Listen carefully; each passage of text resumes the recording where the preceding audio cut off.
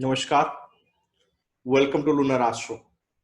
Today's topic is whether you can learn Jyotish or not. This is the question you guys have asked me several times. Whether you can make it as a profession, whether can you earn money through it, will it backfire to you or not? So let's start with whether you'll be able to learn it or not. The way I see it, before even you start, get enrolled into course, if you, the way nowadays people start is starting by watching YouTube videos. So even if you're watching a YouTube video, if you're not even enrolled in any of the courses, still the nature is giving you the hint. Most of the times people start when they are in trouble. They start searching on internet. What should I do? They start searching with the remedies, the last part of the Jyotish. What remedy should I do for this particular thing? The thing is, when you get started into Jyotish, the DT helps you. Every sadhana has a DT. Similarly, Jyotish has a DT. And that DT, see, what is the work of any sadhana? Let's suppose you pray to Kal Bhairav. There is sadhak of a Kal Bhairav upasana. The DT of that sadhana is Kal Bhairav. And what he will do for you is, he will make sure that everything else around you, whoever is becoming an obstacle for that particular sadhana, Kal Bhairav is going to remove it. Similarly, if you are really interested in Jyotish, what Jyotish is going to do is, if your job is going to get a problem in this particular learning, you will see, you'll start getting troubles in your job. Or whoever comes in between you and your sadhana of Jyotish, that particular part is going to get removed from your life, because that DT is telling you, you need to concentrate on me. And that DT will give you things which you can't imagine. Like, even in my own students, what I've noticed over a period of time from their emails is, like, their experiences are that they get this technique in the dream, or they just figured it out. And brilliant techniques they're coming up with, right? So who is giving them these techniques? Because they're continuously so dedicated to this particular sadhana. And what is the sadhana they're doing for Jyotish? They're studying 6-7 hours a day. They're really doing hard work in the Jyotish.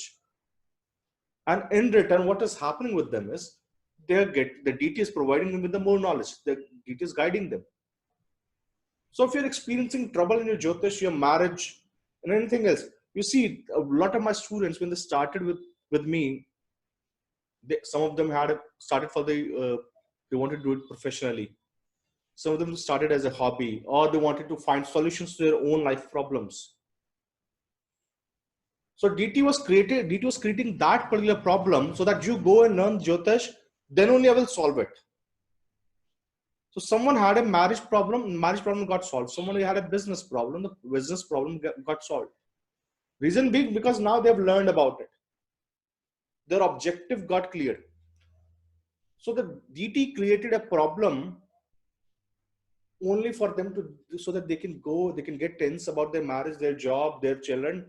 And then the DT said, okay, now you're learning, I'll fix everything else, because that's the work of a DT. Everything else around you will fall in place. Everything else around you will be taken care of.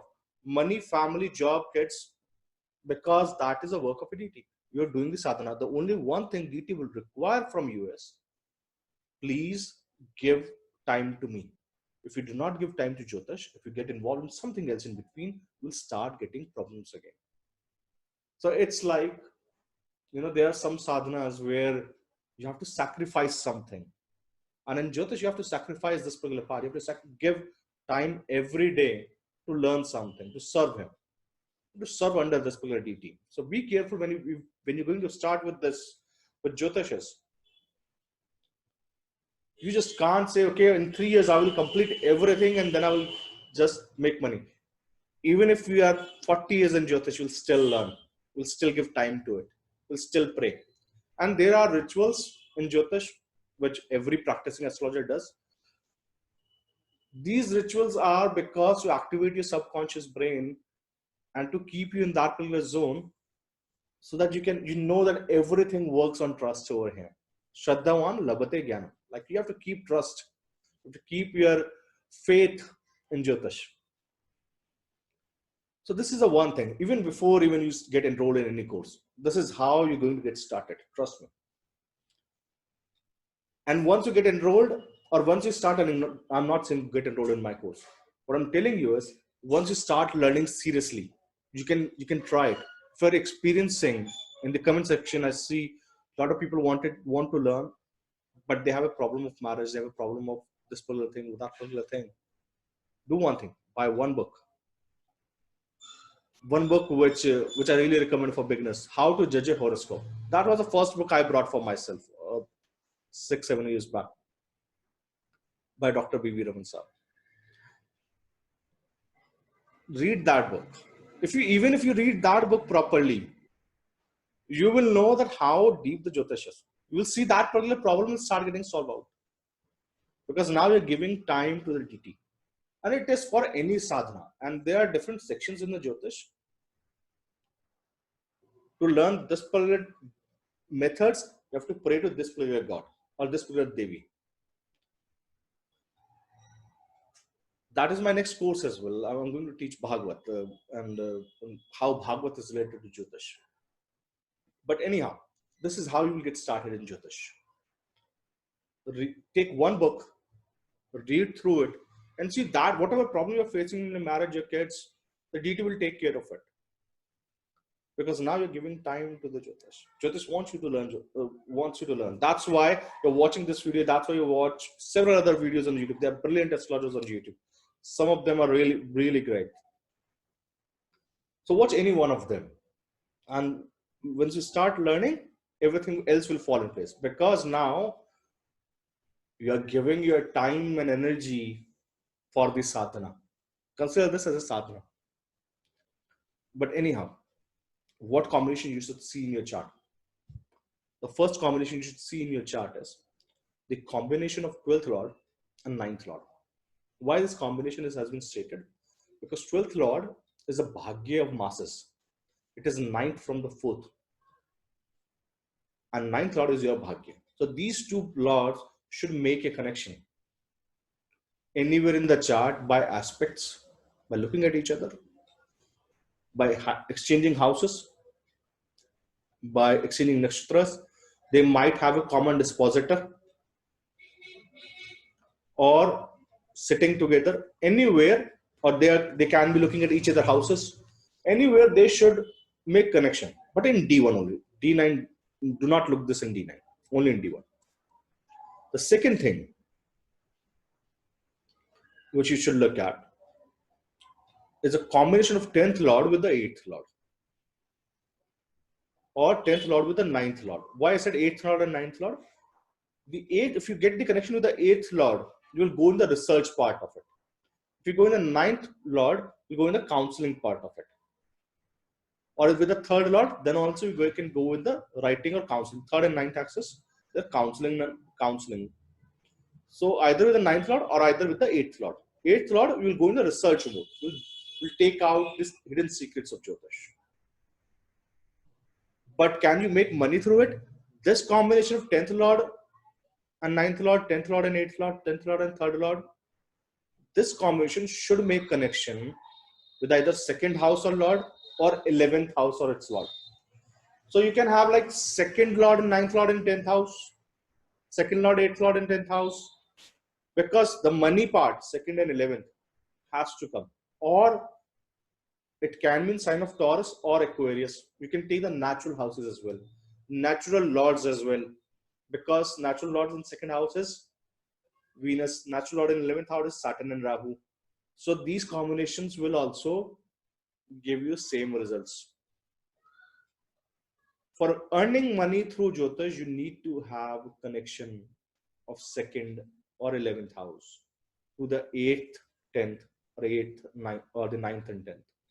Then only you'll be able to make money. Now, which particular type of Jyotish you will be? See, there are two types of Jyotish I've divided. The one who creates stuff, who generate new and who decode things, who study continuously in deep. and they do their research. That's a fifth and eighth lord connection.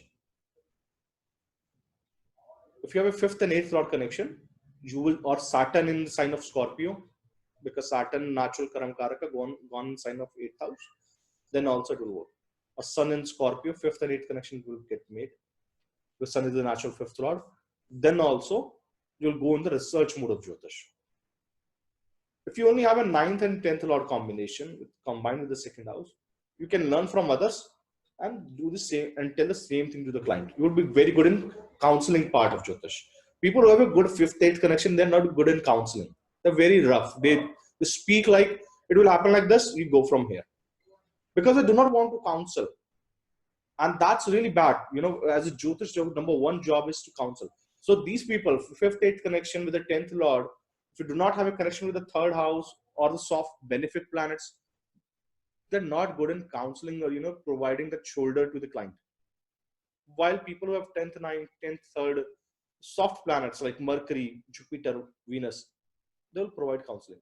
Venus, if you have in these combinations, whichever particular planet is powerful, that is the type of Jyotish you will be. And you cannot be anyone else. You cannot become a snapshot predictor just by copying someone else. Because even if I teach you the technique of snapshots and you have a good Jupiter, you're a Jupiter-based astrologer. Jupiter-based astrologer is what it does. It teach you about the religion. It is about doing the right thing. It gives you the counseling. If you're a Rahu-based astrologer, you are a snapshot. If you're a Saturn-based astrologer, then what you're going to do is Saturn only gives the bad news, sorrow. Speak slowly.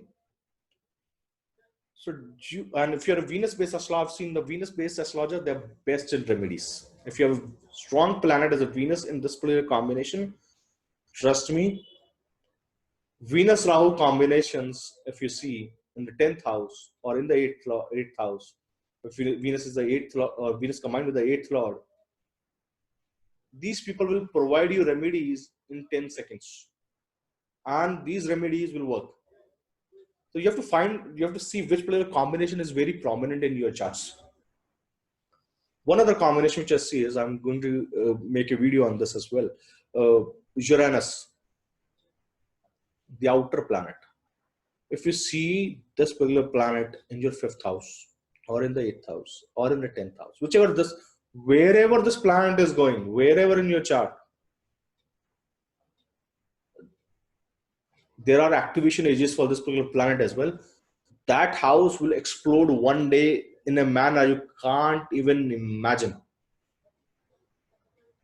If you see this planet with your 8th lord, or with Rahu, or with the 2nd lord, this house is going to get exploded, but this has a timing effect. It doesn't get active till certain ages and certain charts. I will do a complete video on it, on the Uranus as well, because I've tested it on several charts now, and I'm very confident this is how it is working. Uranus, Neptune, Pluto, all three will come with it.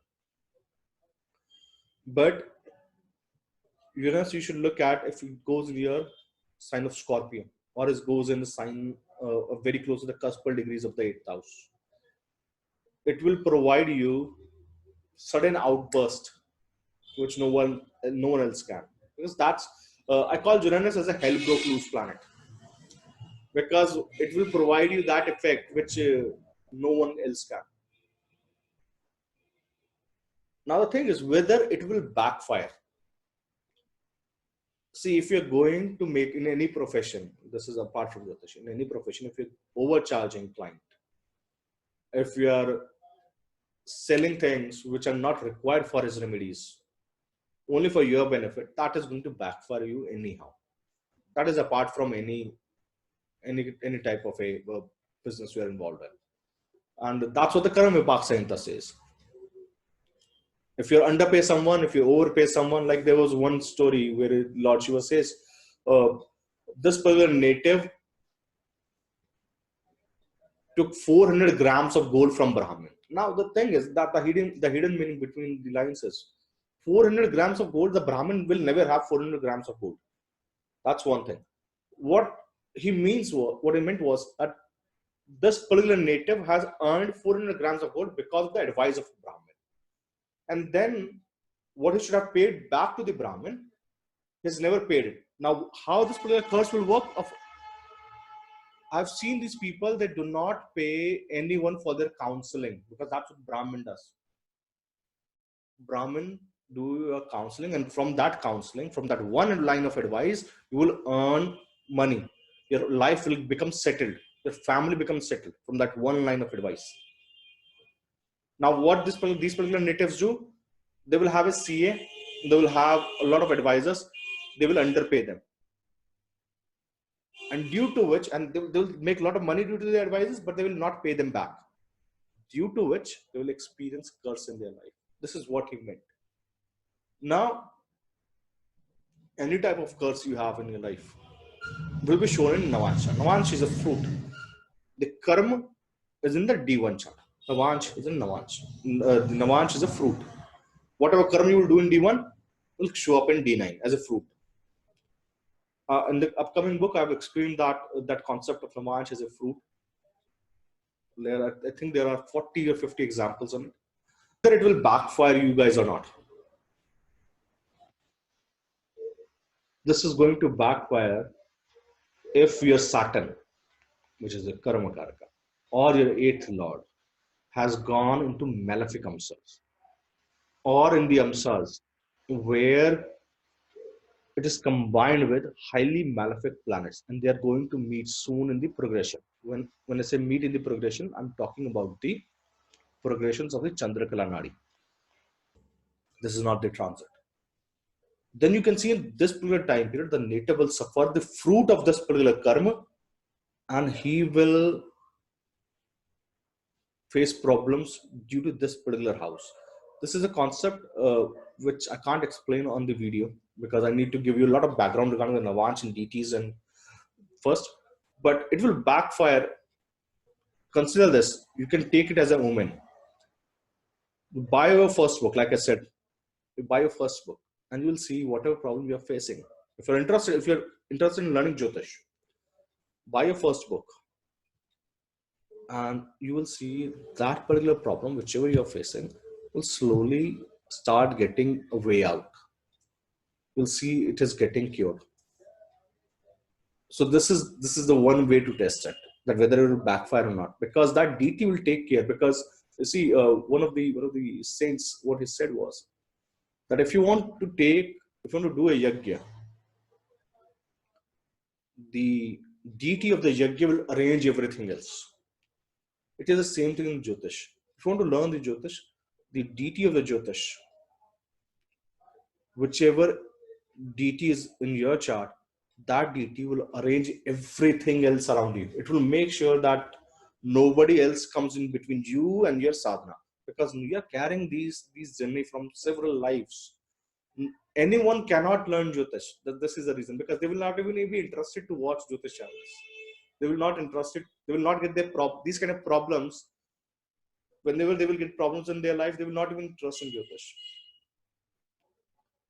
Everyone cannot learn it. If you're interested in it, it means it's a nature way of telling you that you can go ahead with it. But try test it with the first book. Read it. Tell me the feedback in the comment section. I'll wait for it. And I hope you guys like the video. A lot of queries got cleared regarding the Jyotish now. And I hope to see you soon. Subscribe the channel, like the video, share it, and I see you guys next time. Thank you.